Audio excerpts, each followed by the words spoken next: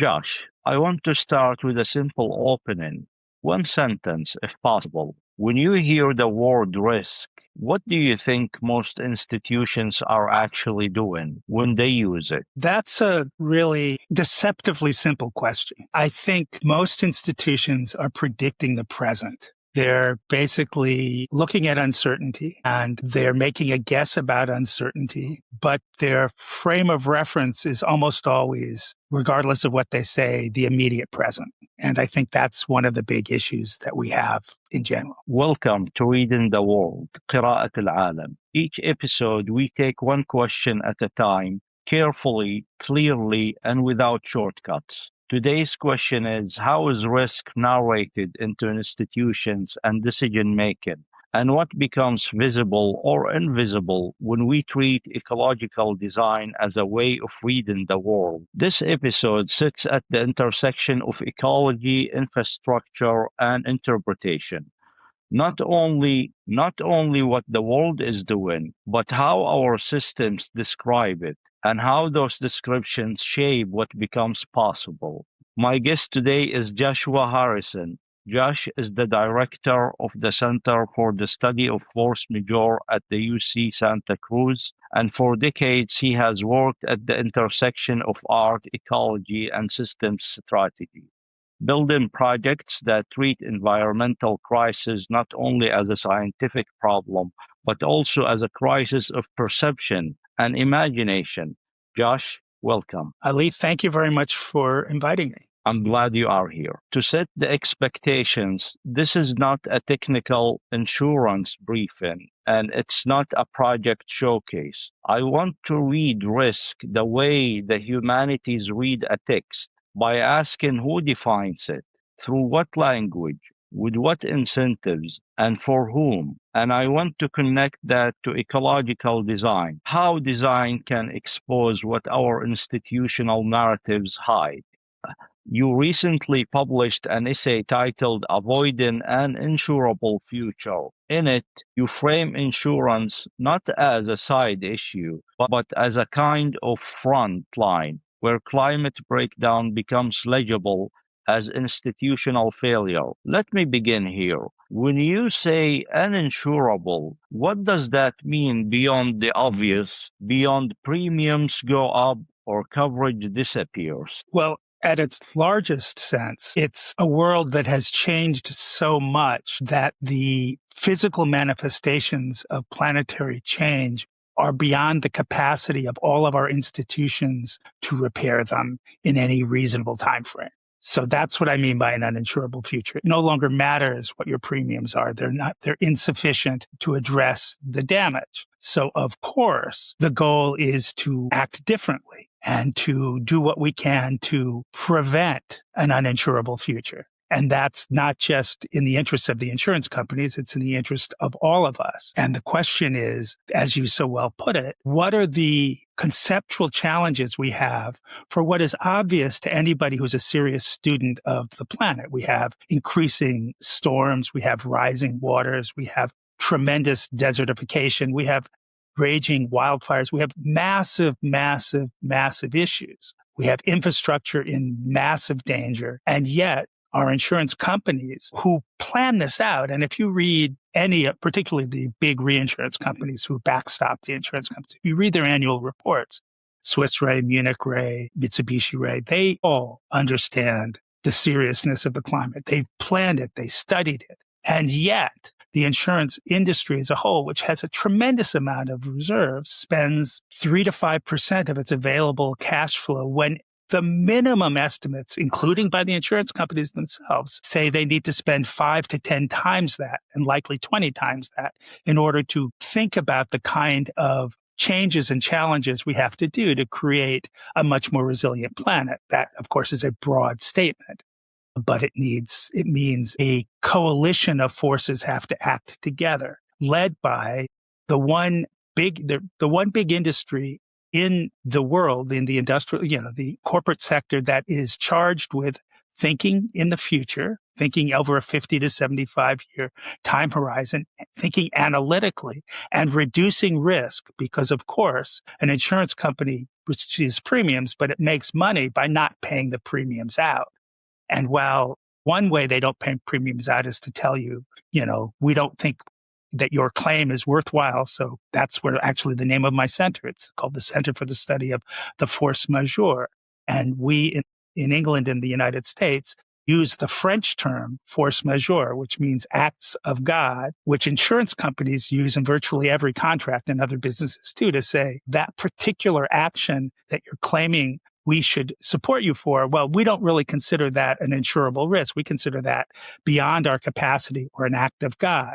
So we look at the center at what those risks are, the risks that we have created for ourselves and now we call acts of God, which are becoming far more frequent because due to all of the injuries from what we've done from the extractive way we've handled our resources and the amount of carbon we put in the atmosphere and the failure we've done to sort of build cities that deal with water well. And it's a whole range of environmental challenges that we have essentially engineered ourselves into. And now we have to back out of them in different ways and change how we're looking and shift how we're doing. And my question for the insurance companies and the related governmental sources is, you think to the future, you think proleptically, you know that this is a problem. Your business model says you need to look 50 years out, 75 years out. You need to think actuarially. And yet your behavior is if you only need to think 5 years out or even less. So where is that disconnect coming from? What is that structural blindness that you're unwilling to do what your plain data tells you need to do?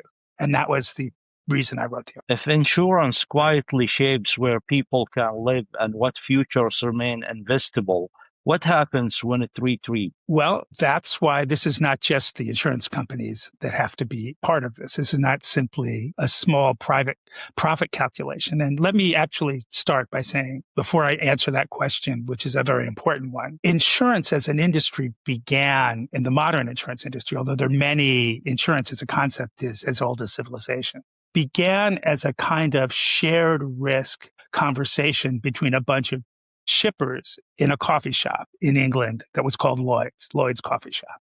And it had an Interesting. And that's why Lloyd's of London is one of the world's largest insurers. And what they were worried about was they were sailing cargo ships around the world. And they were obviously in the era of sailing ships. There was a great deal of uncertainty. And it was like storms would come and there were pirates. There were lots of different things that could happen to a trader. And so they were pooling their risks so that any one loss would be covered by the group of shippers and they could each support themselves. So it was a mutual aid association. And most insurance processes or related, it started as mutual aid. In fact, the term mutual insurance was the most common kind of insurance in the United States until about 35 or 40 years ago when they stopped being collective businesses and started becoming private businesses. But there's still some mutual companies in the United States and there are mutual companies and mutual associations all over the world. And that mutuality was a sense of governance. That mutuality said, not only do we have shared risk, we have shared responsibilities. From that, or as a part of that understanding, we also learned, there's an old phrase in English that I imagine has cognates in most cultures. An ounce of prevention is worth a pound of cure. And that's actually the motto of a good insurance company. And there's endless proofs in the history of insurance of where they have strategically intervened. The most easiest example is in seatbelts. Seatbelts were not mandated in automobiles until the mid-1960s, although Volvo invented them in the mid-1950s and deliberately didn't patent the invention. They made it free of charge. Most major car manufacturers in the world were not willing to put the $15 to $25 per car it would cost to put it until the insurance companies said, seatbelts are going to save accidental traffic deaths in a significant amount, and each death is going to cost us a huge amount of money. So we're not going to actually insure cars unless they have seatbelts. Well, when the auto industry understood that they couldn't sell any cars unless they had seatbelts because nobody could get car insurance, suddenly all cars had seatbelts. And then as a part of that, legislation globally started mandating seatbelts, and now it's unthinkable that you would have a car without seatbelts. that was strictly an insurance company process. So they have a long history of thinking in the future, thinking about how to, what they call the avoiding, making profit, making money by avoiding unnecessary outlays, not by saying you don't deserve the payment, but by creating a situational reality where the risk is eliminated or reduced or modified in significant ways. And that's what is missing in the larger climate conversation. The commitment of insurance companies to do the behavior they have done historically. Yes, I remember in your essay you describe insurance as something closer to critical infrastructure, a normal market product. What does insurance underlie culturally and materially that people don't notice until it starts failing? Insurance basically is the security that you can continue to do whatever you're doing in whatever form you have. So in that sense, it's an essential infrastructure of much of our social existence.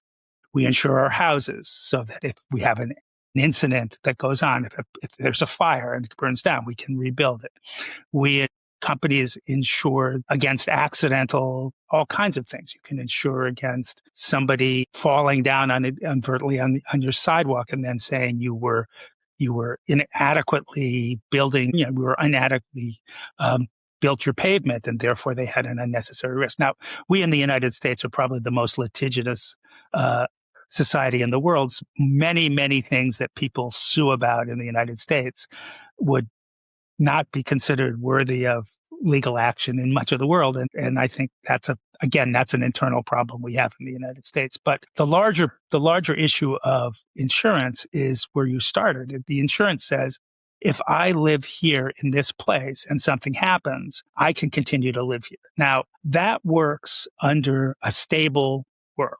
Where it stops working is when the world isn't stable. If you want to live by the ocean front, which is the most common example, or in what's known as a fire risk area or a flood prone area, the idea of insuring your house changes. In a flood prone area, where the area is known to flood regularly, it doesn't make sense to have a house, or at least not a permanent house. It might make sense to have a temporary structure that you can have short-term shelter in, and then you can come back. So if you're a farmer or you might want to have a simple structures for various kinds of protection that, if they flood, you can rebuild them very simply. It's the ease of repair, and you don't even need insurance for that because that's a normal cost of every 5 or 6 years. You'll have to spend a little money rebuilding a simple wooden structure. It's different from this is your home for 7 generations and you want it to be your home for another 7 generations, but the river says no.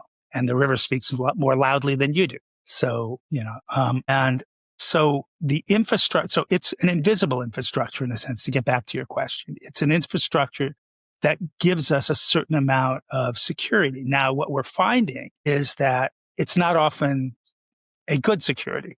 For example, we use insurance in many places to pretend that nature isn't there. So in a flood zone, we want, right now, I use the example again of the United States, and I'm not familiar with how much this happens, but I imagine it also happens, is that the flood insurance business in the United States was so financially inadequate for the private industry that the government took it over. So most flood insurance in the United States is actually federally backed insurance. That is to say, it's already taken over society has already taken on some of the social risk, and they've pulled it away from private companies. But what they did was they let the politics of rebuilding override the common sense of strategic retreat. So now what happens is you have people who have houses, they flood, it's a known flood area, and they get money to rebuild the exact same house. And the federal insurance, because of the political pressures to allow people to live where they've always lived, will allow people to rebuild the exact same structure multiple times, as many as 4, 5, 6 times, even though it's guaranteed to flood. And that's one vision failure. That's a complete vision failure. And on the flip side, the insurance companies they will insure buildings that they know, that are built on the edge of the coastline which maybe they shouldn't be insuring at all. Maybe they should be saying, okay, we will insure your building, but only if it's designed to understand what rising waters are going to mean. If it's above a mechanism that can absorb rising water. Maybe if it's a spongy building, if it's a building that's resilient in a different way than we're used to, maybe they'll say we aren't going to build, we aren't going to finance large urban structures in a desert. Maybe we have to think about a different way. Maybe if the water infrastructure isn't there, maybe we shouldn't be encouraging things that use far too much water. Maybe we shouldn't be insuring them. We should be letting them, if people still want to do it. That's what allegedly the free market's about. Let them suffer, let them take on the whole risk, but only if they know the risk. Because the other thing we do is the other piece of risk is that we have a really hard time understanding what risk is. We have a really hard time measuring what risk is. And we tell ourselves, in the ahistorical present, as I like to say we live in, or many of us live in, that whatever is happening right now is the past and the future. And of course, that's not true. The past is very different. And the future, of course, is also going to be quite different. So risk is not only measured, it's also declared. It's narrated into categories that decide what counts as reasonable, what counts as too risky, and who gets protected. You mentioned something that I found unusually precise, that part of this crisis is not only technical, it's a failure of imagination tied to how institutions describe risk. So I want to ask it this way. Who benefits from the dominant way we narrate risk? And what does that narration make invisible? Well, I think that goes to the structure of the way our society functions right now. Risk is defined by those who have the most financial power. And it's defined in ways that we've taught ourselves are smart. That is to say, it's defined in very short-term financial categories. So that what are the immediate, visible short-term returns of a particular process? And what we exclude from risk, which is basically a result of the way we have developed an economic system, is we exclude what you might call the externalities, the things that don't follow a very simple economic transaction. So if you build a factory, we look primarily at the cost of the inputs, what are the things that go in, the cost of the labor, what it's going to take to run it, and the value of the output. There's all kinds of other things that factor into what the structure of that factory is. And we've built a whole economic system that says those aren't very important. We started with saying they weren't important at all, that they didn't exist, that land was indestructible, water was inexhaustible, and air was unmeasurable. So it didn't matter what you did to any of them, it was fine. We, over 200 years of brutal industrialization, have come to the conclusion that that's not exactly the way it works. And so we have some mitigating processes, but they're almost always after the fact. And they're almost always decentered from the core conversation. And that's something we can learn from other societies and other cultures that didn't function that way. There's a concept that's from the Haudenosaunee, who were the native tribes in North America, who were in upstate New York, who were tremendously influential in the foundational ideas of the United States and, of course, unrecognized. They're often called the Seven Nations or the Iroquois. And they developed a concept called seven generational thinking. So they did a lot of other things. Our federal government has a lot to do with the way they organize their tribal councils and the confederacies. And, there's a lot of things that they did that we have absorbed without giving them much credit. And this is an idea that they had that we haven't really absorbed, but is probably something we should be thinking about. We need to be considering the actions not only for ourselves, not only for our children, but for our children's children and the ones beyond them, so that we're taking into account what we now call the knockoff effects, the unintended consequences. So what are the unintended consequences of our large-scale behavior? Now, we can no longer pretend that there are no unintended consequences. We can no longer pretend that air is inexhaustible and, because we know we've put so much carbon dioxide in it that it's acting like a giant greenhouse. And it's becoming more and more obvious that a giant greenhouse is a great place to grow hothouse plants, but not necessarily a great place for civilization as we know it to thrive. We know that water is tremendously important, and we know that we've been doing very, very poor management of the water resources that we have. We know, so these are issues across the board that we have to rethink. And part of that goes to how do we look at the world? How do we look at ourselves? And how do we take a planet that has almost 9 billion people, 8 billion of whom have nothing to do with the problems that we're facing? Nothing. It's not their fault. They didn't start it. They're not doing it. They're not contributing to it. Are responsible. They are being held accountable for it because they're suffering the worst of the impacts. And 1 billion people, of whom are varying degrees of culpability and engagement, and 100 companies really that are responsible for 80% of the damage. So it's a very strange inverted pyramid of how we deal with this. And one of the things we can look at, and one of the reasons that I call insurance an infrastructure and that I call for its socialization, is we can look at these risks and then we can start to bring these conversations back into better balance. We can start to bring the conversations of how do we support infrastructure differently? How can we support, the things we need, the water we need to drink, the air we need to breathe, the land we need to use wisely, the food we need to grow in ways that have enduring benefits for the landscape as well as for the people who are trying to feed from them. We can do all of these things, but we have to look at the balance sheet of what's important differently.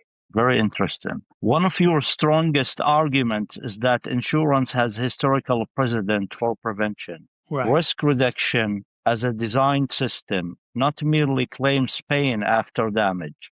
Why do you think modern insurance in many places forgot prevention as a core institutional practice? Well, that's a really great question. I have a couple of thoughts about it. I certainly don't know the answer to it. I'm not privy to the inner workings of their minds. But one of the clear transitions I think I mentioned earlier, it was the shift of insurance from a mutually based to a profit-based industry where you still have the basic structures of insurance, but it's now under a profit-driven shareholder business sector where you have to skim a certain amount of return off the top. And that return in a increasingly financialized world becomes more important than the actual business function. And that's not just insurance. That's across many, many business sectors these days where the actual money pulled from the business itself is more important to the managers and more overwhelming to the managers to make sure those numbers stay where they're told they need to be than the actual business function of it, even though clearly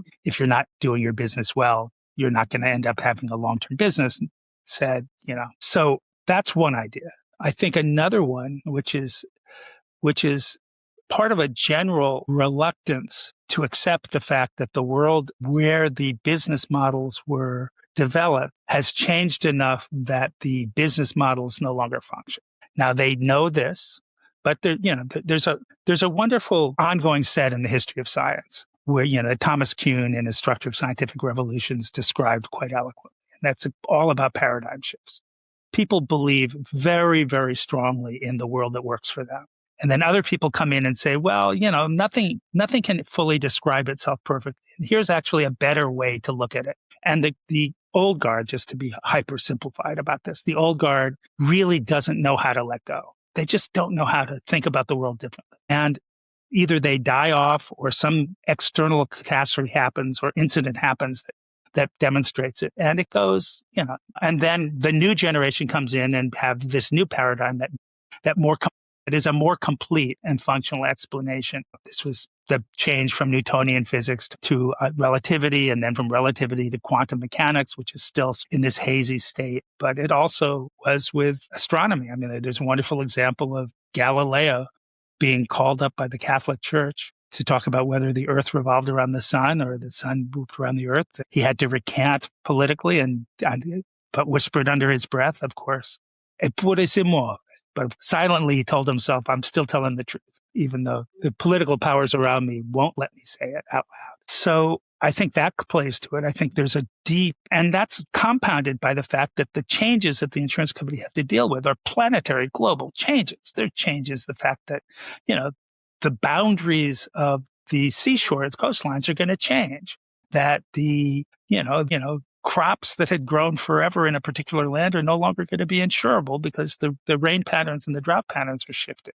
That all kinds of things that were stabilizing influences. Now, in your essay, you call this a governance failure, not a knowledge gap. And then you propose 4 pillars for transformation: capital reallocation toward prevention, product innovation, governance and regulatory reform, and equity as structural design. Could you walk us through those 4 pillars at a high level and tell us which one you think is most urgent right now? Well, I think the first is accepting that change needs to happen. I think that's before anything, because you can't make change unless people are willing. And generally speaking, we find the crisis. But I would say that governance is the first one. The collective society, we basically live in various forms of societies where the collective will, we have collective action problems that are solved by governance of various kinds, whether that's a purely democratic function, whether it's an authoritarian function, whether it's technocratic. All forms of governance deal with issues. Some of them don't deal with them very well, or some of them only, don't act quite abusively towards the majority of people who live in the place. Some very different forms of governance can actually respond to problems very effectively. I think in terms of climate, I think the two most interesting countries, well, there's 3 or 4 interesting countries that I like to talk about. One, of course, is Bhutan, which is probably the model of a country that actually understands climate and lives well. And they've actually taken away fossil fuels. They've simplified their lives. Not everybody's going to be able to do that, but they're small enough and relatively isolated enough and relatively sustainable enough. China, on the other hand, which is a command economy, a top-down driven economy in some ways, but obviously very responsive to issues on the ground, and very much a technocratically organized state, has a lot of people who recognize the issues of climate. And they have built tremendously powerfully green, resilient infrastructure. They're also the largest consumer of coal. I mean, China is a very contradictory place, but among its contradictions are the largest manufacturer by far of photovoltaics and solar cells, one of the largest wind power development. So moving away from extractive industries and into renewable, inexhaustible power supply industries. They have built hundreds of green cities of various scales and cases over the last 15 or 20 years. They've done it. Singapore is another one. Singapore is probably the most comprehensively well-integrated environmental city-state that I know of, and then there are countries that, shall we say, are lag behind, like the United States. When under our current administration, we're going exactly in the opposite direction. And then there's Europe, which is somewhere in the middle. Some element does some things quite well and does other things, not so well. But all of these countries have some recognition, even in the United States, which unfortunately is not a very good model at the moment, have some recognition of the fact that this is a collective action problem, that we need to build infrastructure, that we need to provide some level of utilitarian protection for the majority of the people who live there. And the only way you can do that is through a combination of making collective decisions, that's known as governance, regulatory processes, and building a lattice work, a framework, and basically a scaffolding for business to apply and do its market transactions within a scaffolding that has certain kinds of long-term goals. The second piece that I would say is equitable distribution. Because as I said, 90% of the planet is not responsible for any of this. And within any given country, even in the countries that are most responsible, the majority of the population in that country are also not too responsible. There are degrees of activity. So the fact that we need to start protecting people, irrespective of their economic quote unquote output, irrespective of their social position, irrespective of their geographic location, has to be part of the structural understanding of what these kinds of work. Or else, we're only as strong as our weakest link. If we don't protect our weakest, then we end up weakening everybody. So it's an essential piece of infrastructure. I mean, you don't build, ideally, when you build a road, you don't say, okay, this section of the road is going to be good because nice people live here, and this section of the road is going to be bad because not so nice people live here, and section of the road is going to be something else because people drive the whole road and everybody drives the road. So that principle of infrastructure that has social equity as well as capital equity as well as ecological equity all have to be part of the conversation. Then we obviously have to move away from the traditional insurance models we have.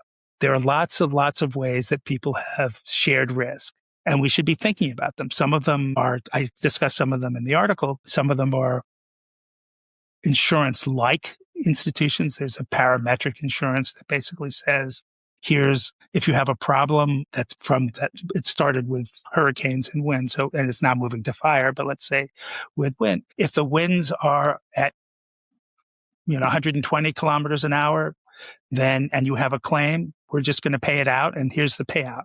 If it's at 140 kilometers an hour, you have a claim, okay, we're going to accept your claim, and here's the payout. It's a little higher. If it's at 200 kilometers an hour wind, if that's what we measure, then everybody who has a claim gets X. Administratively, very simple.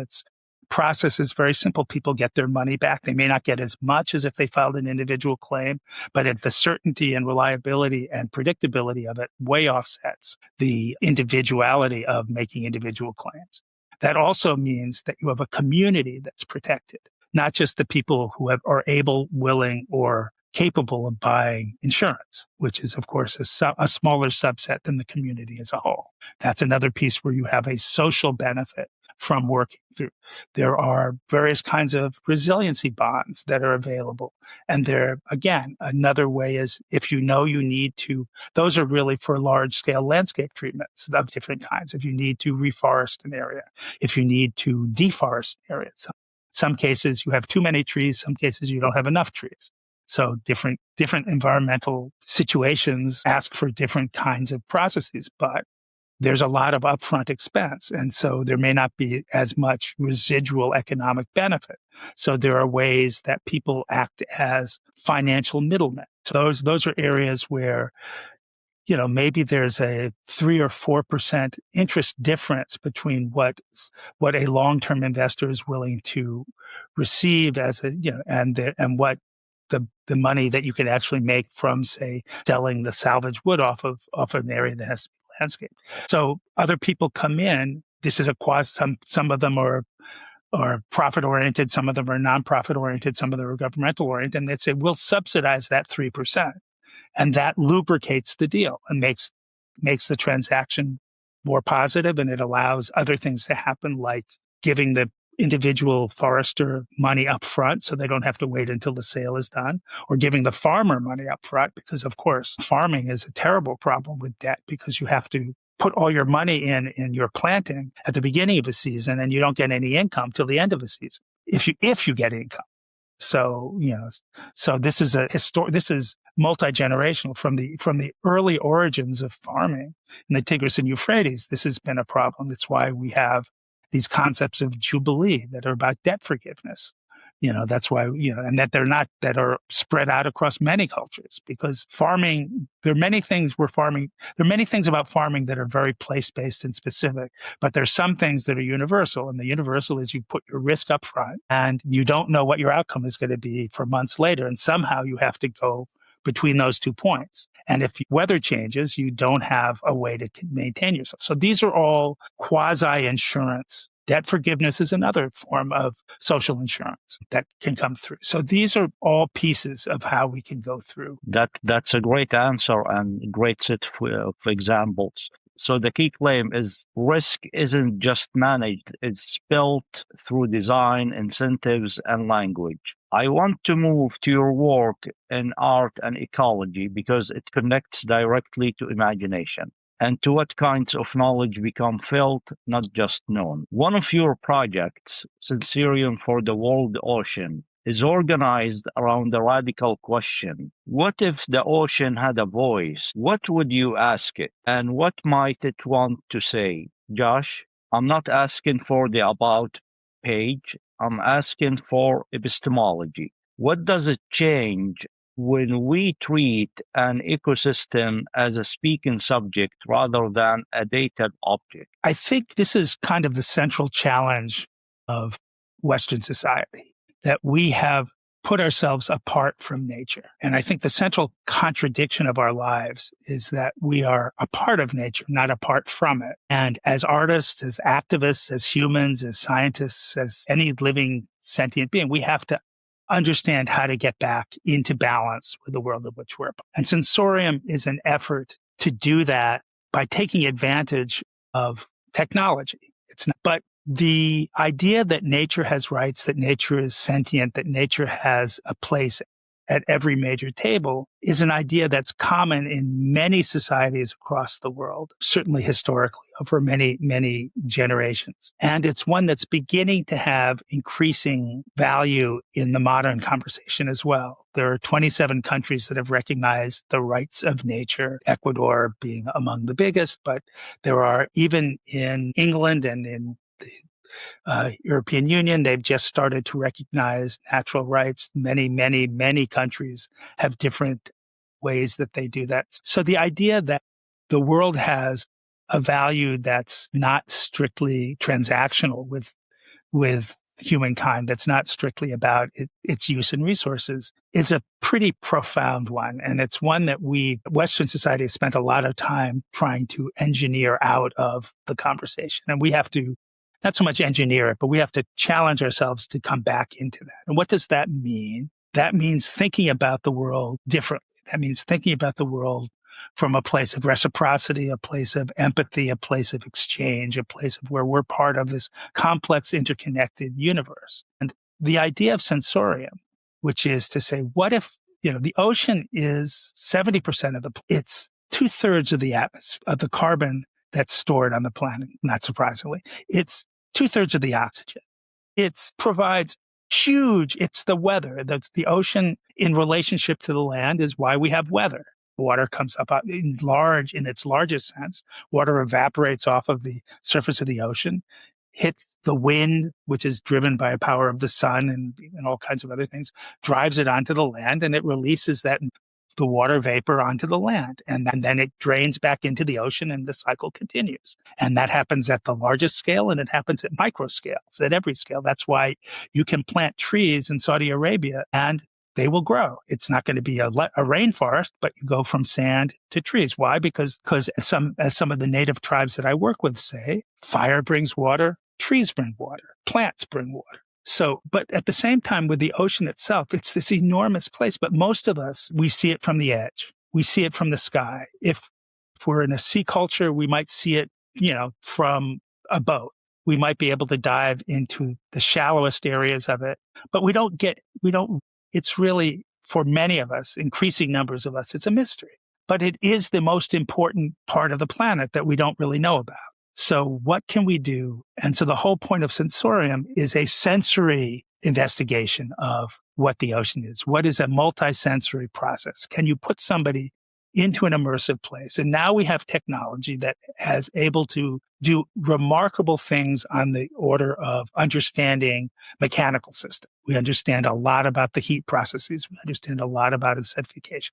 We understand a lot about the spread. We understand a lot about negative inputs. We even have ability to record the ocean sounds in ways that are really remarkable. And we're starting to decode what the communication patterns are of different, certainly with the big sea mammals, but also with other animals that use sound. So there are many, many complexities in ocean life that we're starting to be able to measure. And then we also have, as part of the same technology, this ability to start visualizing and creating immersive experiences, take data and turn it from numbers into images. So what if we took those two, and then our computing power allows us to do these things in real time? What if we took those and we actually started to ask ourselves, what happens if you go inside a visualization of a watery experience and you can ask questions and it can talk to you and it can answer back? What does that feel like? That haptic experience, does that experience change your sensation? Does it change your ability to understand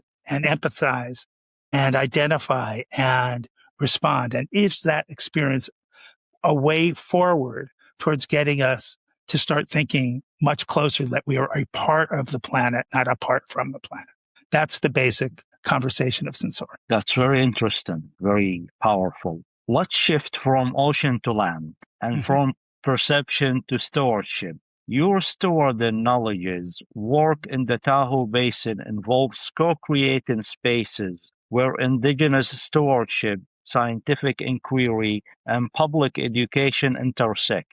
I want to connect it directly to today's question. In many public narratives, fire appears only as a catastrophe, but indigenous frameworks often speak of good fire or cultural burning. What does it mean to say, what does healthy fire look like? And why is that question so hard for institutions to hold? I think this gets back to your general point in the conversation that this is about, epistemology. This is about the way we understand the world. In fire is, of course, everywhere. As humans evolved out of the Olduvai Gorge and left there and go on to the savanna, those savannas weren't quite what they are today. One of the reasons they weren't quite what they are today is from an early age, the proto-hominids understood that fire was a very important tool in the landscape. And everywhere on the planet where people have existed with forestscapes, fire has been a part of the conversation because every species,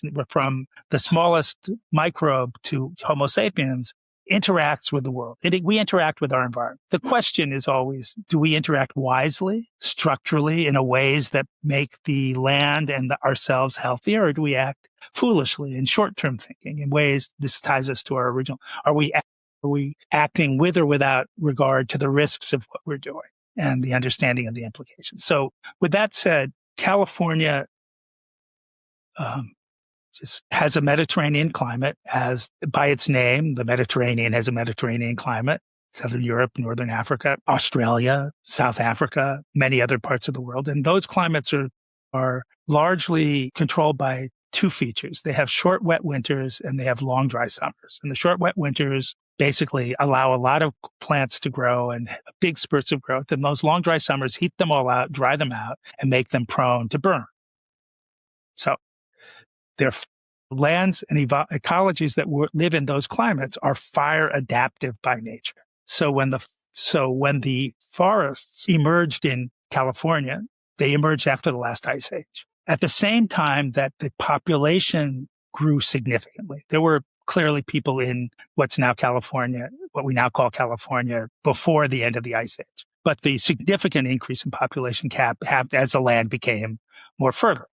When the ice retreated, and the forest grew at that time. So the population in California the last 15,000 years since the retreat of the last ice age has been a fire adaptive population. They're people who lived in a world, and so it was a tool. Fire was a tool. It was a companion. They understood that fire was a way you could tend the landscape. You could encourage the kinds of plants you needed for tools like baskets. They could grow the willows in certain ways. For food, like acorns or pinyon pines, you could grow. It also helped the meadows regenerate and recharge. It did all kinds. And of course, there were sacred plants that needed to be supported as well. So fire was a natural part of existence. They understood it. It wasn't a scary thing. The European civilization that arrived first from Spain in the south and then from England and Northern Europe, and then had a very different understanding of fire. Now, you can get very philosophical. Fire, the Greeks believed that Prometheus brought fire to the Greek culture, and he brought wisdom and he brought suffering.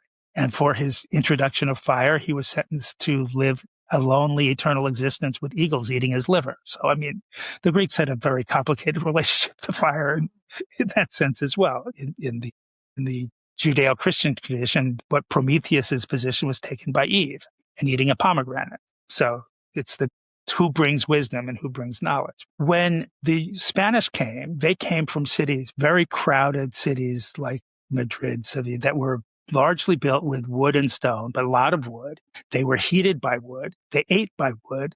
They had light. The light they had at night was candlelight and fire. So fire was all around them, but they were constantly afraid of burning down. So fire was a scary, dangerous thing. So you have this culture, this native culture that believes that fire is integral to life. It's your friend. It's your life. It's your companion. It can get out of hand sometimes. Sometimes friends are not so nice. You have but generally speaking, it's part of the way you live your world. And then the Spanish come first, and they come, and the first thing they do, of course, being colonizers, is they round up as many people as they can and put them in these large camps to allegedly provide moral education and also physical labor for the various things the Spanish thought they needed. And suddenly they have these people in these camps that are sneaking out and they're setting fires. Why? Because they want to maintain their food. They want to maintain their crops. And remember, when you're in an indigenous culture, you're not planting a farm that's plowed. Your forest is your farm. So the Spanish didn't even recognize the gardens that the people were using. They were well-established food patterns that they had no idea that they were interrupting. What they did understand was that these people that they were in control of now, that they were dominating, were going out of their way to burn things. And that was a very threatening piece. That was a culture clash as strong as any of the other culture clashes that they had. And so they suppressed it to the point it became a penalty of death. They would literally make showcases and hang people for lighting fires. And as such, and then when the gold rush came in the 1850s, 150 years later, they brought with them a similar sense that fire was a catastrophe, not a thing. And so when the U.S. formally started to manage its land on a national level about 100 and so years ago, they started global suppression of fire. Well, in a fire adaptive landscape that was tended by fire, which was thinned by fire, which was just like any garden, you take the weaker stems, weaker plants, the overcrowded ones, you pull them out so that the other ones could survive, so they get more water, so they get more light, so they get more air. Oh, none of that happened. And at the same time, the dominant forestry initiatives, the scientists thought they were creating these healthy forests because they weren't burning. Why? Because they were used to forests first from northern Germany, then from England, and then later from the northeastern United States, which had plenty of rain and were damp and moist and rarely caught fire. It's not that they never caught fire, but it was not a major thought. In fact, in forestry terms in the United States, the Northeast is called the asbestos fire zone, the asbestos forest. Why? Because until recently, again, all bets are off these days. Until very recently, it almost never caught fire in any significant way. Other parts of the United States in the South, where they have pine trees from which we get turpentine and lots of volatile esters and chemicals, they catch fire all the time. So again, this is all very ecologically local. But we didn't think that different regions had different ecologies. We thought that what we knew, this is our Western mindset, we thought that what we knew from England was universal. And that's the fact that things were different and different climates had different behavior. We weren't willing to accept that. And so we suppressed the fires that we saw. And that's what's burning so much. I'll give you, here's a good metaphor that I often like to lead people. If you look at a landscape in the distance of a mountain and it's covered with trees and it's all green, most of us in the United States and many parts of Europe see that and say, oh, that's a healthy green. Oh, it's all covered with green. That must be healthy. Why not? If in terms of mechanics, to have a leafy canopy that covers a hectare of land, well, an acre of land, let me do it this way, is roughly 350 to 400 trees to cover. What we've learned the hard way through research when we discovered that this wasn't good, and there's been a lot of good research, and what the native people knew forever through place-based scientific, indigenous fire science, which over thousands of years of close observation, which have now sort of converged, is that a healthy forest in a Mediterranean climate isn't covered with trees. It's very thinly treed. It has clumps of trees and open meadows. It's patchy. It's spread out. And it might have 35 to 40 trees. This is before climate change, before global warming. Might only have 25 trees in a world 3 degrees or 4 degrees hotter than it. That's an order of magnitude more trees. That's not just a little bit. That's a lot. That's what's burning. That's what's burning in Australia. That's what's burning in South Africa. That's what's burning in southern France. That's what's burning in Greece. That's what's burning in California. That understanding we're now coming back to. We're now figuring that out. We haven't figured out yet the mechanics of how we get from where we know we have to get to where we know we have to be, but we're not arguing that we don't have to be there. So here risk is not only wildfire probability, it's also the risk of losing knowledge, losing stewardship, practice, So losing the ability to read a landscape over time. You mentioned a concept that matters to this show's core theme, how ideas travel across systems and contexts. Two-eyed seeing. As the framework is often described, it's learning to see with one eye the strength of indigenous ways of knowing, and with the other eye the strength of Western ways of knowing. Using both together, I want to ask this carefully. How do you use this idea as a practice rather than a slogan? that's a wonderful question. We have a program that I'm very proud of that we call Fire Brings Water, which is another name that we've taken from a Norfolk Bono saying, where they understood that if you burn culturally, that is to say, you burn to encourage the growth of certain plants over others, by doing so, you also help direct the smallest of the small water cycles to bring water back to that particular region. So fire brings water is another reason that fire is your friend. You can help it. You can help cultivate the areas that you want to cultivate.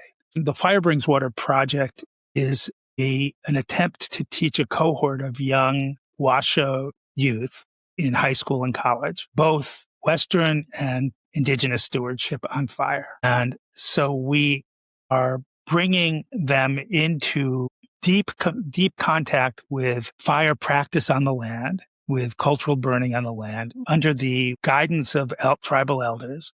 And we're also bringing them into deep contact with the certain scientific groups, in particular the Geospatial Analysis Lab at the University of San Francisco and several of its satellite observatories in the mountain region where the Washoe are from, so that we can give both visions to the same group so that they will be able. Now, again, the thing that's interesting about where the metaphor is rich with two-eyed seeing is it's not about a homogenized synthesis. It's not about a complementary understanding. So in a sense, the metaphor of the United States as a melting pot, which has been somewhat outdated and been replaced by the notion of a salad, is the same concept that we have, is the same kind of concept that we have. These are parallel understandings which allow you to shift perspective. Some questions are best answered through Western science. Some are best answered through indigenous understandings. And we're hoping to give people the tools and the wisdom to know where to make those decisions on their own and how to communicate. Because in fact, the best part of Fire Brings Water is that we're training these young people to be ambassadors to help spread not just among the initial cohort, but among their friends, their colleagues, and their communities all around the Central California region and beyond. If we're successful, we'll be building a model that speaks more broadly than our immediate community as well.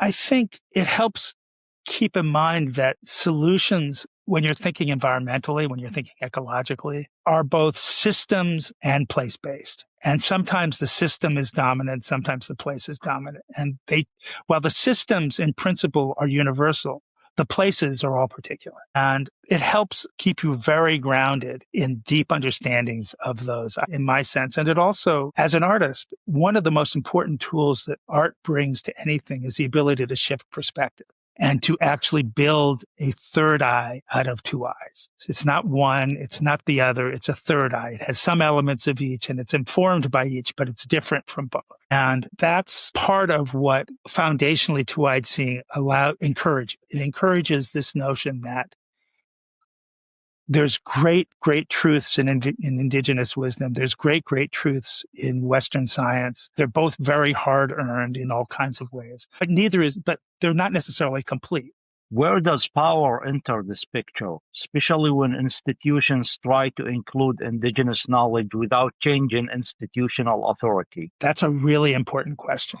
And I think that's actually, been one of the critical questions of all of these allyship conversations that are happening all over the world, which is how do you forge allyship in a way that respects original authority and doesn't co-opt the various truths? And part of what we've been doing is having a great deal of indigenous management, ownership, decision-making informational capture. It's all tribal sovereignty. And then we'll see where it goes from there. But I think these answers, there's so many questions that are about hegemony and power and relationships of who gets to have the final voice, who gets the authority, who comes through. I say there's a common phrase in the tribal work that I do, that you work at the speed of trust. And you'll know you're trusted when you're there. You don't necessarily know when that happens, but it happens when you've arrived someplace and you've demonstrated the kind of good faith, the mutual good faith, the mutual understanding, the mutual ability that trust provides. And I think that's a small piece of a much larger conversation, not a small piece. It's a foundational piece of a much larger conversation, which is how do we regain a trust-based social fabric as well? All of the issues that we're talking about, many of them come from, a desire to build social structures that are fear-based and impregnable and in a zero-sum society where somebody else's gain is perceived of as your loss. In a trust-based society, everyone can win. These aren't the mechanisms by which you have social structures, but they underlie the basic fabric. And also they underlie how rules work. In a trust-based culture, you give general principles and people interpret them because you trust them to use good judgment. In a fear-based culture, you have very, very, very over-deterministic processes. There's with very little room for error because you don't trust anybody to do anything right. Reading the world means asking who speaks, from where, and for whom. So here is the final question. What assumption about risk, knowledge, or expertise would you most want listeners to leave unsettled after this conversation? Well, I'd like to leave them with two thoughts. First, they need to think about the high cost of doing nothing. What happens if you ignore everything? What happens if you don't pay attention to these things? And its corollary, why have we lost the ability to value the money we don't spend, the costs we don't spend because we've been able to prevent them? And I think the last piece I would say to everyone here is something that I often close discussions with. It's another Greek proverb that I've grown close to. A society grows great when old folk plant trees in whose shade they know they will never sit. And my aspiration is to be part of that society. Wow, that's great. That's a great closing. Josh, thank you. This has been a rich conversation about risk, not as a neutral measure, but as a story institution still, and a design problem with real consequences. This has been Reading the World, قراءة العالم, one question at a time. If this conversation meant something to you, follow the podcast. Until next time, read slowly, listen carefully, and resist the shortcut.